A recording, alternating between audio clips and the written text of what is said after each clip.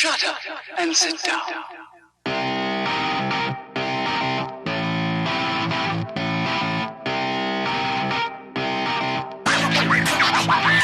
Good afternoon, real estate community. My name is Scott Lurie, and you're here today with The Hard Truths with Scott Lurie. I am so grateful and excited to share with you today. I've got one of a very exciting guests with us today, Daniel Martinez. I had the pleasure of meeting Daniel about a year ago. Daniel is the co-founder of Hivemind CRM. We're going to describe what CRM is for those of you that don't even understand or know what that acronym is, because a lot of people might not. So Daniel, welcome to the show, and thank you for being with us on The Hard Truths. And we're so glad to have you. I appreciate the opportunity. Like I said, I like giving back to the community, so any way I can. So hopefully people find value in that. Yeah, they're going to find this to be stimulating, because this is one of the topics that we get to talk about a lot in our business. And you're one of those pieces of the puzzle that's in the behind the scenes. People don't really know that what's there. And some of the successful people are using CRMs, and then we'll talk specifically Hivemind, but people are using systems, processes in place to make their real estate career and their real estate investment better. And other people have no idea what we're even talking about. And so part of it is, I'd like to just maybe ask you for a brief introduction, Daniel. You know, when I met you, you got on stage here at our Hustle Harder event, which is 1.0. We're about to drop 2.0 here. We're super excited for August. But you garnered a lot of energy, right? People were like, what is this guy talking about? And who the hell is Daniel, by the way? So Daniel, tell me, the days you started as you were you probably had a Mountain Dew. You were in some 18-wheeler. Is that true? You were an over-the-road truck driver? Yes, I'm originally a truck driver. I used to load trucks. I'm only 30 years old, so I've been an entrepreneur for about 5 years now. It'll be 5 years this December. But I originally used to load trucks as a forklift operator, got into trucking as a truck driver, and then actually started my own trucking company. So I actually got to a point where I had 5 trucks that actually drove under me, and I own 3 of them. So I actually was the original overload truck driver, did local, regional, did dry vans, all that good stuff. So this is for the guy listening today, or the girl listening on the phone that's saying, hey, listen, I'm flipping burgers at Burger King, or I'm driving a forklift today, or I'm just hit the 150th mile of my 1,000-mile over the road today, and we're about to talk real estate. We're about to talk what you can be and how you got out.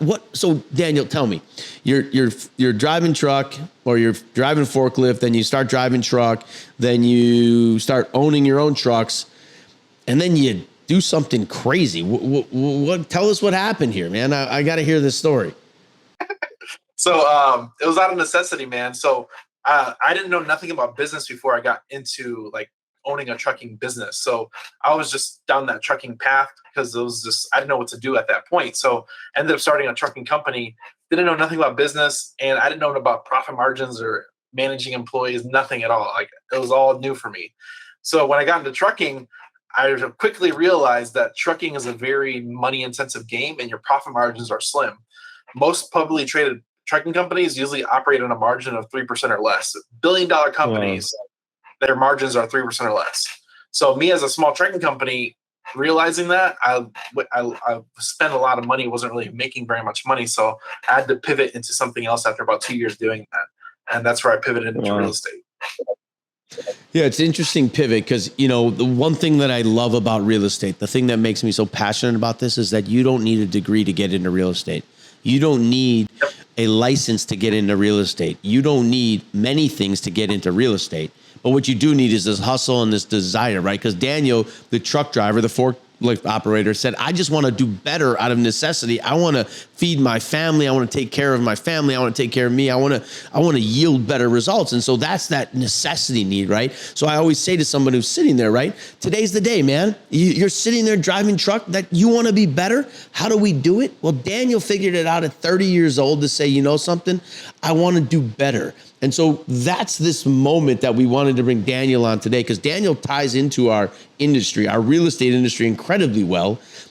He went from a forklift driver to a truck driver to a technology company pretty darn quick. So walk us through this, right? So you wanted to do better. You got a partner, Anthony. Anthony, a good guy as well, came over here and visited with us. So tell me, you and Anthony come up with a company called Hivemind. So before you tell us about Hivemind, can you just break down CRM, right? Because I think I know what it is, but let's share what a CRM is with everybody on the audience. CRM is a customer relations management tool. Most small businesses, I think it's like statistics, like 70% of small businesses don't use a CRM for the first 5 years.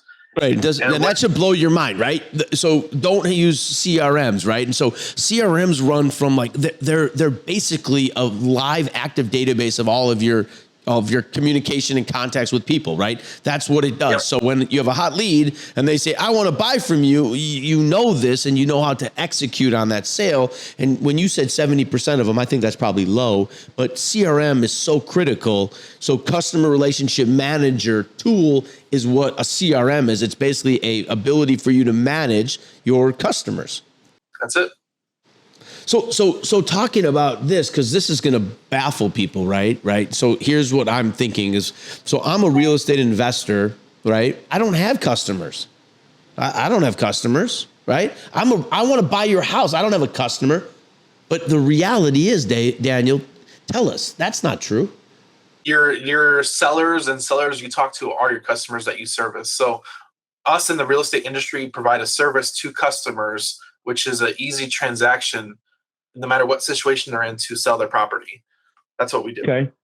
So when you say the sellers, meaning the people that I'm selling or I'm dispoing my house to is part of my CRM, they're my customer, right? Is that what you're referencing?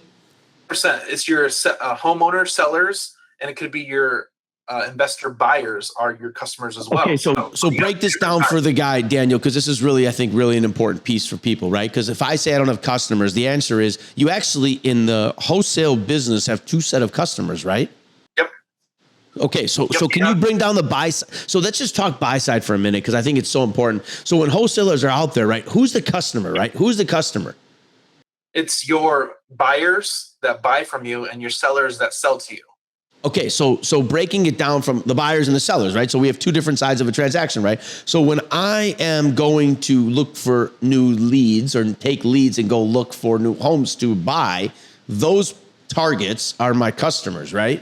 So those would be in my CRM with Hivemind would be my customers that I'm trying to go and buy from, right? So yes, customers can be someone you're paying versus the opposite side of what most people would intuitively think is a customer is someone that pays you. So in the scenario we are in the real estate industry, you would say to yourself, no, guys, let's pay attention, right? So the customer on the onset of the first part of the wholesales where we're buying houses, the customers are your lead base, your leads, right? Your lead gen, right? Who you're going to solicit for. So tell us a little bit about that process, because how does, what I'm interested in, what the guests are really interested in, Daniel, is how does the buyer, right? How does the customer, meaning me, I'm looking to go buy some houses. How does someone get that lead or that list? And then how does Hivemind or a CRM help them procure a buy? Sure. So there's tons and tons of sources to find sellers that want to sell. So you can go to the county, there's Data Tree, there's List Source, there's a million providers out there that provide data. Fire list, water list, tax foreclosure list, the tax list, the deed list. I mean, there's a million lists out there that you can do to get that list from. So Daniel, so if I'm a real estate investor, I'm sitting in my truck today, I'm on the road, I'm at my job at McDonald's, and I'm taking a break and I'm listening to this. What you're saying from a granular level is that there is a service out there that provides you with lists of data that you would then would import essentially into Hivemind, into your CRM to start cultivating a relationship with that person, right? So if let's just take one of your lists, for example, take the water or fire list, right? Simple list, right? So a water or fire list is somebody that has sustained a loss, an insurance loss. So whether it's let's just say a fire loss, right? Because that's the call I get all the time. Whenever I've had a fire in one of my properties, I get 50 investors that call me. And so walk us through that, right? So investor or owner of property had a fire last evening, list is updated and it gets into Hivemind, right? Or it gets to a user of Hivemind to the CRM. Tell us through that process. So hey, Mr. Seller, we're reaching out to you. We understand you recently had a fire. Would you be interested in selling your property fire damaged as is in current condition? So we're trying to negotiate that price point because if it's a fire damage property, I'm really got a fire damage, they're going to get an insurance check for the complete value of the property. That's right. Plus the stuff that's inside of it and potential merchandise, personal belongings. So it gives them that opportunity to get out of a property that they might have a mortgage on, or they might have no mortgage on, but might have some value in it. So they're getting paid by another third party, and this investor will be able to come in and say, so I want to focus on Hivemind for a minute. I really want to focus on the CRM process because we jump through that. So we take this list, right? We have a list. Now I click import into my CRM, right? So then you just went through a phone call that you would make as the investor, right? Correct. But so now tell us what else the CRM can do for us, right? So I called John Smith, right? I say, John Smith, you just had a fire at your house, man. I'm so sorry about your fire. Would you be interested in selling the house? Hey, Mr. Investor, stop calling me because he just had a bad day, was up all night with the fire department, and he hangs up on you. Okay. That happens all the time, right? So what else happens, right? What else can Hivemind do for me? What does it give me an opportunity to call him back tomorrow? Does it give me an opportunity to send him an email? Does it give me an opportunity to text him? Does it put him in some type of drip funnel? What happens? Because I know what happens. Rejection sucks, right? Hey, there's a beautiful young lady. You're 16 years old. You go to her and say, hey, young lady, I'd like to take you out for a date. And she says, hey, dude, get lost, right? And now you're rejected, embarrassed. You're back home. You're sitting in your room crying, and you're saying, that didn't work out too well, right? So now let's fast forward to the 28-year-old trucker who just made his first phone call because he wants to get involved in real estate. And Mr. Smith, who just had a fire, who's up till 5 a.m, you call him and he tells you everything under the sun, why you're the biggest piece of donkey in the world and never to call him again, click, right? To me, as the investor, as a seasoned investor, that's just the opportunity, man. We got to get the no to a yes, but how do we do that? Walk us through the Hivemind CRM. 100%. So it takes 7 to 12 contacts to get that first contract. So say that one more time, by the way. So 7 to 12 rejections or communication with this buyer to get to a yes. That's it.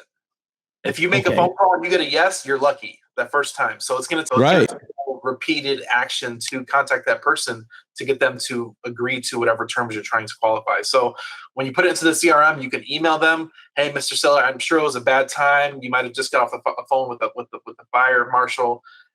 When's the best time to speak with you? Send them a text. Hey, I just sent you an email. You can check it out whenever you're available. I'm sorry about what's going on. We're here to help.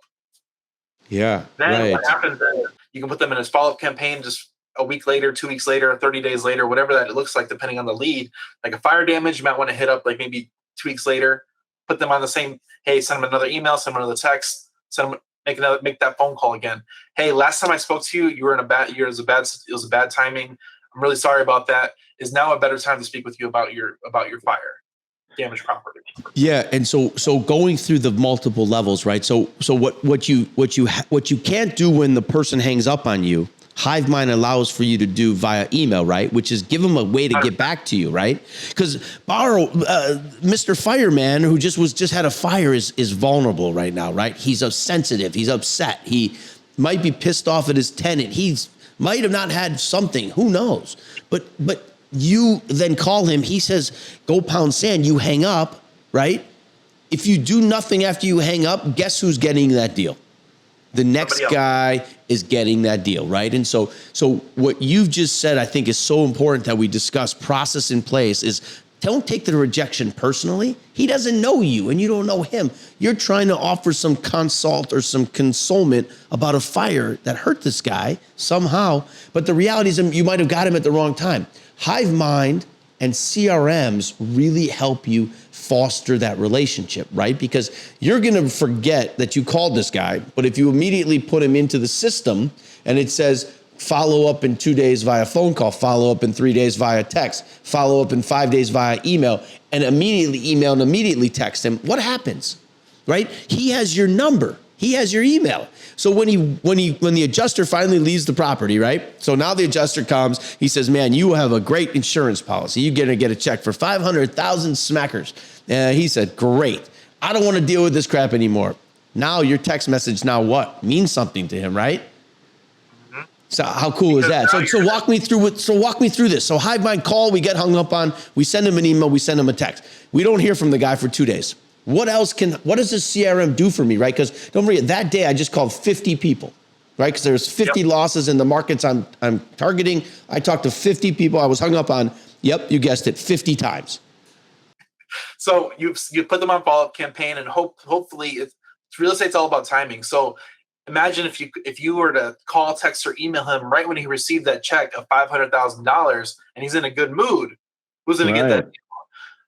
So when you say the follow-up, though, I'd like to break everything down a little bit more granular for the audience, because some people we have don't even understand that. Not as if they don't understand it's a negative, but it's just not what they speak, right? You and I speak this language every day, but to the over-the-road trucker who says the follow-up, what does that mean? So there's a system, right? So this is a computer system, guys. This is a tool, right? So when you said what is a CRM, you added tool at the end, but it's not called CRMT. It's called CRM, and you add tool, which is, I think, very cool. But so understanding what we're talking about here, Daniel, the follow-up piece of it is what? Can you break it down really, really granularly for me, right? Like, what does that mean? So you put them into a follow-up what happens here? Give me the behind the scenes. It's a flow. So you put them into a flow where it automates that process, where a lot of my clients previously were on paper. Hey, call so-and-so on the 20th. To remind, or put it in a spreadsheet. You can't remember to do that with 50 people. So what this does is once you put them into that flow, the system remembers for you, and it might send that message for you where they respond hey, call me at 5 p.m. You're like, okay, I just answer the phone and call them at 5 p.m. So it does a lot of that automated and outreach for you, so you don't have to do it manually. So you can do more.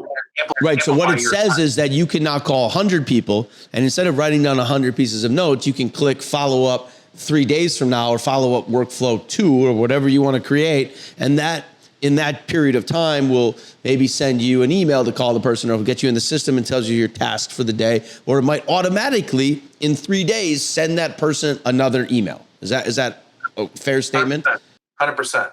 And it's one of those things where it's no longer depending on you. So a lot of people they want to automate, but a lot of people want to delegate. But if you can automate that whole process where there's no human factor in place, you're going to solve that potential error that could happen where you're I missed that follow up because I called in sick that day or whatever. I didn't know to call the guy, and who you just got off the phone with. The worst call you ever get is when you forget to follow up, and you follow up the day later, and he's like, "Oh yeah, I just sold it to this guy," right? Because don't forget, let's not be arrogant enough to realize that there's 50 more people calling this guy who's got the most charisma and charm, and who's got the ability to follow up with the guy. Because everybody gets hung up the first time, right? Everybody. Why are you calling me? Click, right?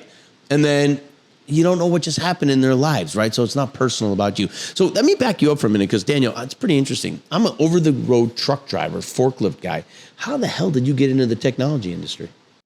I was already a kind of technologically savvy.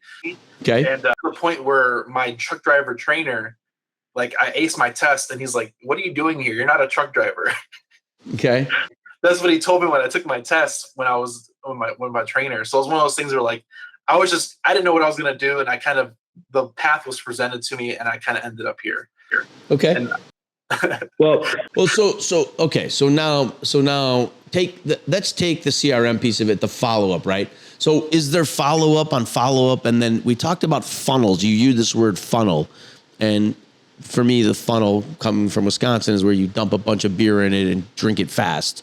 What does the funnel really mean, right? Walk us through, give us the high level. What can you create in a funnel, right? Because I know that funnels can have multiple different pieces that can have multiple different statements. And what happens when you get one that becomes engaged in the funnel, right? So hey, my name is Scott. Do you want to sell 123 Main Street? And they write back, yes.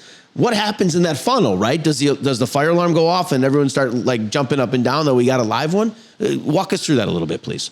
So there's different types of funnels. There's website funnels, there's email funnels, there's message funnels. So there's different levels to it. So what you're talking about is more like a message funnel. So you text 10,000 people, you think of a big funnel, you put 10,000 people into it, 5,000 people might not even respond the first day. They might respond a day later. So it's kind of one of those things where you kind of filter people down. So some might say yes, some might say curse you, some might say wrong person. I do the cursing, You know? by the way, almost as fun right now because I get so many. Hey, do you want to sell this property? And then I have to have my moment. But yeah, so let's just say that so what Daniel's saying is that they build a list, right? So one of these lists yields 10,000 phone numbers. How long does it take Hivemind or a CRM to text 10,000 people? You can text 10,000 people in a day or 2 days. In a day or 2 days. So in one day, you can send 10,000 text messages. That's it. Yep. Dude, you've got to love this world, right? I've got to be honest with you. I love this world. You have to love this world that we can send as real estate investors 10,000 text messages. Okay, 10, so you send 10,000 text messages. What can I send 10,000 emails? 100%. Wow. We send right now we send about 150,000 on automation a month. On automation a month. So right now in your CRM, you're emailing 150,000 buyers or sellers. Yeah, in an email campaign. So let's say you have a 5 email campaign across 30 days. That's 30,000 people we're sending across 30 days 5 times. Okay, so he has a 30,000 person list that he's sending 5 times, 150,000 people. Wow, amazing. Okay, so walk us through once again. So we're in this funnel. We sent out 10,000 text messages today. And as you said, maybe 5,000 never respond, right? Is that the number? About 50% never respond?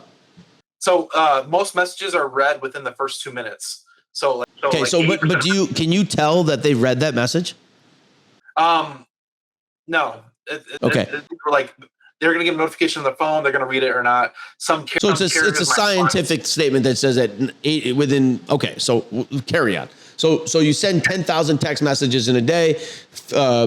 It's read, no problem. Now what? So some might ignore it. Yep. Messages all the time. They might ignore it. Some people might cuss you out. They might take the step out of their time to no, not available, wrong person. They might curse you. They might make fun of your grandma. They might just a variety of replies. But out of that 10,000 people, you might get 2 that say, yes, I want to sell my property, or 3 that say, yes, I want to sell my property. Well, now those are leads or you might get varying answers like, yeah, maybe not right now. Or call me in 3 months, call me in 30 days, call me in 6 months. And let's just fast forward, Daniel, just for the sake of time, because we're going to cover anywhere in between. Call me in 90 days. Let's just say that somebody says yes, right? So do you want to sell your house? And they write back yes. So tell me, the fire alarm has to go off, right? Something has to dingle. You gotta go crazy, right? Yeah, so we can set up an automation 100%. If somebody says yes, you can set up a text message to reply to them yes. When's the best time to talk to you? And then set up the fire alarm to your acquisitions team. Okay, so stop. I want to just stop because I want to just go through this process. So when somebody says yes, this CRM can auto reply. It's smart enough to understand that the word yes. So if reply equals yes, the response is, when is a great time for us to give you a call? Here's the best number to reach me at, and here's my email, and here's my name, and here's our website, and you can give them 50 different pieces of information to build what you're trying to do is get the contract or try to get them so that you can build some credibility with them, right? That's this purpose. 100%. Okay, yep. So Daniel, that first piece of it means once we've got a funnel working, right, we get to the point of a yes, right? Okay, so now we have a yes, we sent them an auto reply. Now you just said the fire alarm's going off, right? So now the acquisition team, right? Your team that's out there buying deals gets what? An email, an emergency text message. Tell us what happens here, because this is amazing, guys. This is where like the system actually makes you amazing. So you can set up all the above. So you can send out an email notification, a phone notification, or SMS notification. Hey, this person wants to sell their property, John Smith, 123 Main Street in Milwaukee, Wisconsin. Call them right now. Okay, so I'm on my phone. I'm sitting here at my desk wondering what solitaire game I should be playing today. I'm looking at all these other things. And then all of a sudden, I get a text message from our CRM that says, John Smith, 123 Main Street. It replied or says yes, right? So the team already knows what this text message should mean to them. And then what should happen? You call them right away. You're calling the guy right away, or girl, or the seller, and you're saying, "Hey, I'm Scott. or I'm Daniel, and I just got notification that you would like to sell your home. Thank you so much for your interest in us. And they're going to say, how the hell in 3 seconds did that yes turn into this, turn into you calling me? You guys have to be legitimate, right? Credibility being built, right? Over and over and over again. We want to build credibility for the ultimate goal is that when we give them the offer, right? When we give them an offer on the home, well, it's going to be lower than they expect, right? No investor pays more than investors think, right? It doesn't happen, but it's going to be lower. You have credibility that you're going to be able to close, and they're going to be able to get their money, and they're going to be able to move on, right? Yep. Okay. So that's the 1, 2, 3 step. I want to take you back though. So now we sent out 10,000 text messages, and 9,997 of them either cussed us out or didn't respond. So tell me what Hivemind does now. What can it do? So you can sort out by warm leads that, hey, maybe not at this time. Put those on a 30-day follow-up.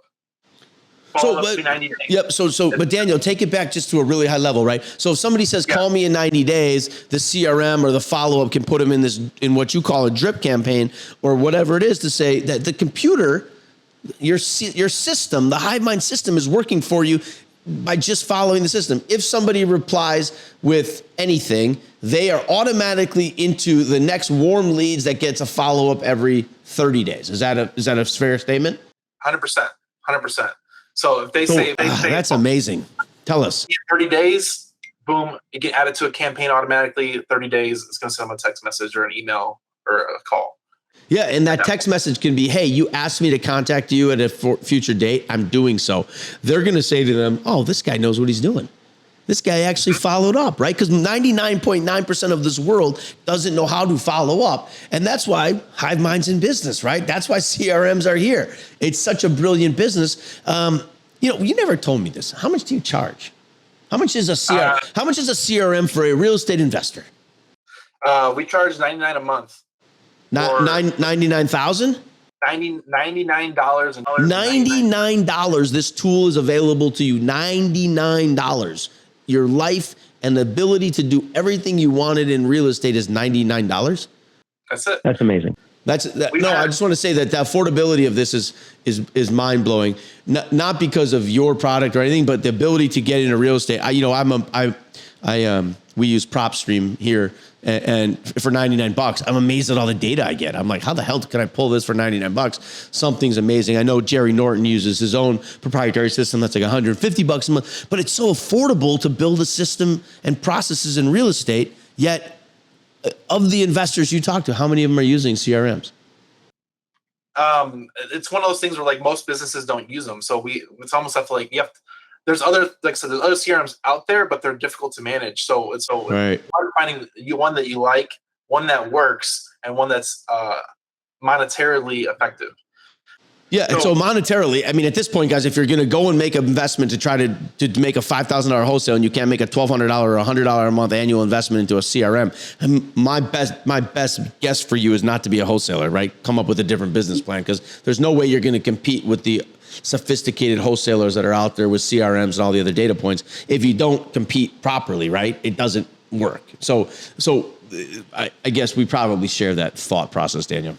100%. You're going to need some type of marketing budget to start this business in general to produce leads. For sure. As far as like client success, we've had 12 clients hit over 100K a month in profit in a month. So the 12 clients, so you Hivemind, have 12 of your clients that are hitting 100K a month in profit using your services. In revenue. Yeah. They pay us $99 to $200 plus their for $99. Yeah, wow. And they're making $100,000 or more using our. So I don't know how to do return on investments, but my guess is that that's over a very high number. That's very good. Yeah, no, I'm kidding. That's pretty remarkable, Daniel. So Daniel, what I want to maybe discuss a little bit with you is, so we talked about the buy side, but we haven't really talked about the dispo or disposition side of the wholesale business, right? And so you buy an asset or we buy a contract as a wholesaler, right? We're buying, and that's what a lot of people do, right? How do you challenge and chase down these leads and then get the contract? But what subsequently goes to that is the other side of the customer, right? So most people don't view the buyer as the customer, or the person you're buying from is the customer, because you usually like to get paid to make the money. So on the dispo side, talk us through what that looks like. Because I mean, man, I bought 123 Main Street for $100,000. I'm looking to wholesale it for $115,000. And now what? I don't know. Tell me what's going on here. So I'm assuming there's a little bit of the same process, just with a little bit different ideology. 100%. So we have the ability to build websites. All you need to do is buy a domain. So you can actually build a website, put your property on your website. 123 Main Street, 3-bedroom, 2-bath, 1,400 square feet, $200,000. And then put that online. Now you're on the web. Now you can post it on Facebook. You can send people a link to physically look at the property pictures, all that stuff. And then you can do the same thing: text, email, and text out to your potential buyers. But so you're so you're not texting to the same people you're trying to buy from, right? So you have to go and create a whole nother list, right? It's another list. So this other list, give us some of the categories that you're seeing that you think are part of that dispo list that you want to get. So you mentioned, when we talk about the other list, you talk about water, fire, estate records, probates. You talk about all those lists. What does this list look like, right? Who are we going after? Cash buyers, hedge funds, agents. So let's go through those a little bit in category, right? So cash buyers. So you're going down and you're pulling a list of buyers that have purchased real estate in an LLC that have no mortgage on it, right? So that's the qualification, right? So cash buyer. Right? Yep. Cash buyer or hard money lender. They use some type of hard money loan. Right. Hedge fund buyers, they usually buy a lot of properties. So if you're looking for a big buyer, LLC that buys multiple properties per month. Okay. Somebody that's well-funded, hedge fund buyer. And then the one we like the most is agent list. Agents usually have a Rolodex of potential buyers that want to buy properties in the area. So if you text enough agents, you can usually find a buyer that way as well. So you would text a real estate agent and you say, "Hey, dear Mr. or Mrs. Real Estate Agent, I have 123 Main Street available for sale. Do you know any buyers? Please call me, or please text back." We pay commission is a good one for them because I was going to get into that for a minute, because those real estate agents don't get paid without getting commission, right? That's how they earn their living, right? So that one slogan in the bottom there that says "we pay commissions." Yeah, there we go. The fire alarm's going off in their head, right? I can get paid. For so yeah. Okay. So we're talking about those three categories are basically, so you would go and cultivate lists of real estate agents. You would cultivate lists of cash buyers or people that use hard money lenders or private lenders, or you would go get hedge funds, basically people that are buying large amounts of properties that would be interested potentially in your disposition of a property. So does Hivemind allow for us to have both of those prop categories in our CRM together concurrently? Yes. It's a tag-based system. So you can tag your sellers as sellers and your buyers as buyers, and then search and text. Right. So what Daniel's saying, just so you understand, is that every time you import a list of somebody, you're importing them, and then when you import them, you add a tag to them so that you can then filter out of this tag, right? So what you're saying is that the realtor agent, they're coming in as real estate agent, and you can tag and send a real estate agent a different message on the dispo side than you would a hedge fund or than you would a cash buyer, because you don't want to necessarily say to a cash buyer, "We pay commissions," because they're like, "Pay commissions on what? What are you talking about? We want to buy the damn house." But to a real estate agent, the message is, "Do you have a buyer? Because we want to pay you commission to buy this house," right? And so the messaging can be set up based on these tags. And so tags, can people have multiple tags? Unlimited tags. Unlimited tags. So you can be tagged as a buyer, a seller, a real estate agent. So I'm an investor. I'm also a real estate agent, and I'm also a cash buyer. I can have those three tags. Yeah, and we might go down to the point where, like, if I'm building a relationship with you, what county do you buy in? What property do you buy? 3-bedroom, 2-bath, a single family in this specific county is what I'm looking for. You can tag them all that. That way, when you sell a specific property you want to sell, you can search by those tags and sell to people that actually want to buy those properties. Yeah. So Daniel, you just brought up an amazing point, right? So dispo teams, right, are created by people that are there dispo to create the sales side of the wholesale, right? But when they're not selling, what can they be doing to foster relationships? And you just said something that's so powerful that I don't know if everyone caught on to, but I'm going to bring it back so everyone kind of pays attention here. So here's what he said. If your dispo team, call the buyers and you ask the buyers, hey, do you buy in Milwaukee County? Do you buy in Waukesha County? And they say, I don't buy in Milwaukee County, but I buy in Waukesha County. You can tag them Waukesha County. And then you can filter. I want to filter cash buyers, Waukesha County, and now the list is not going from 400 people, but there might be 6 people that you could actually now get on the phone with them and say, hey, I remember when I spoke to you on June 12th, you said you buy in Waukesha County. I've got a great asset for you in Waukesha County. And they're going to say, no kidding. How the hell did you remember that conversation?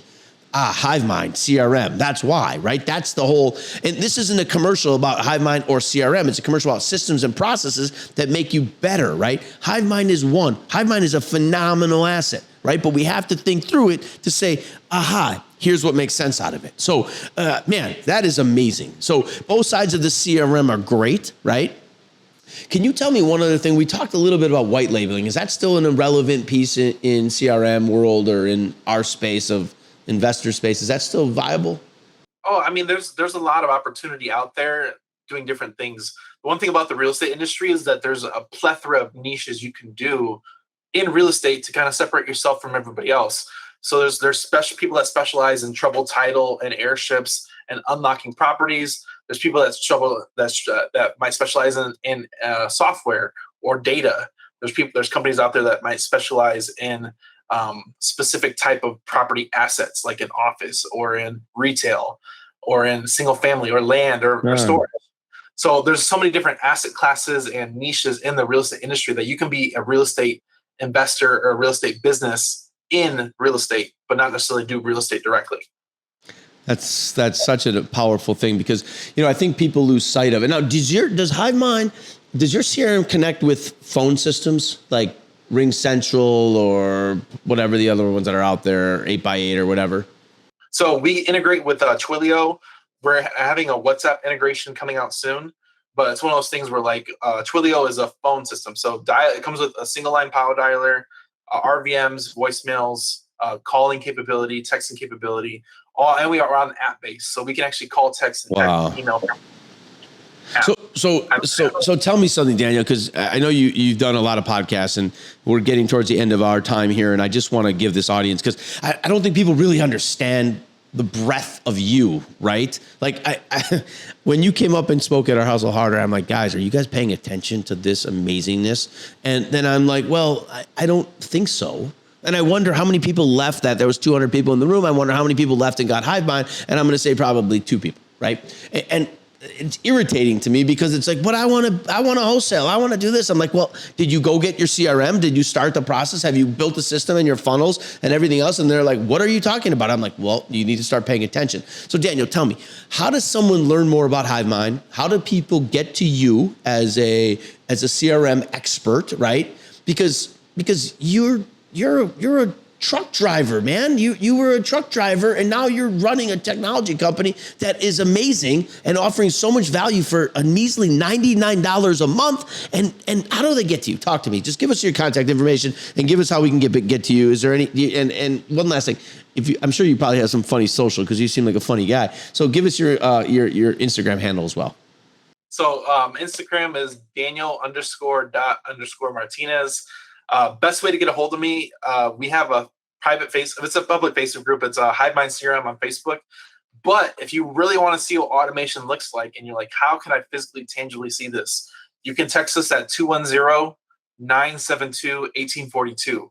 Just text the keyword course, COURSE, or HIV Hive, and you can kind of get put in our automation. You can see what it does.